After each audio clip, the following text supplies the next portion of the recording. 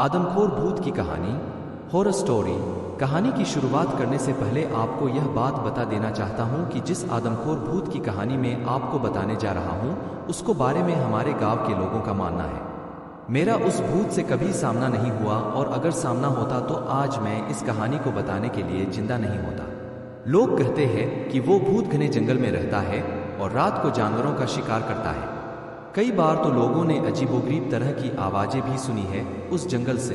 कोई भी उस जंगल के आसपास नहीं जाता और लकड़ियां काटने वाले तो पास के गांव वाले जंगल में चले जाएंगे पर उस जंगल से लकड़ी लाने का भी नहीं सोचेंगे। लोग कहते हैं कि बहुत से लोग उस जंगल में खो चुके हैं और जो भी खोए हैं लौट कर वापिस कभी नहीं आए हैं, क्योंकि एक तो वो जंगल काफी घना है और दूसरा वो आदमखोर भूत तो इंसान दिखते ही उसे पल भर में मार दे। ऐसे में किसी का भी उस जंगल से बच निकलना मुश्किल ही नहीं नामुमकिन है। गांव वाले एक कहानी के बारे में बताते हैं कि एक बार उस भूत की मुठभेड़ हुई थी कुछ लोगों से।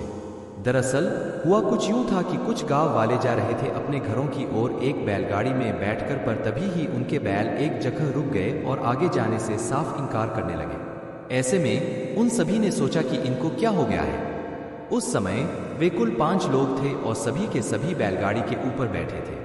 तभी उन्होंने जंगल में से किसी के चिल्लाने की आवाज सुनी। यह सुनकर वे 5 और वो 2 बैल काफी डर गए। उन्हें पता चल गया था कि ये वही आदमखोर भूत है और इसकी कहानी सच्ची है।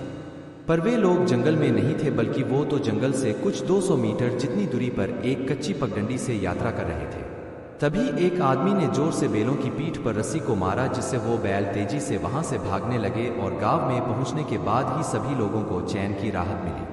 वे सभी जंगल के बाहर थे और इसलिए बच गए थे। यह कहानी कुछ 50 से 55 साल पुरानी है और शायद अब कोई उस जंगल में जाने से नहीं डरता, क्योंकि बहुत से लोग उस जंगल में जाकर आ गए हैं, पर वे सभी केवल दिन के समय गए थे न कि रात में। अभी भी रात में उस जंगल में कोई नहीं जाता।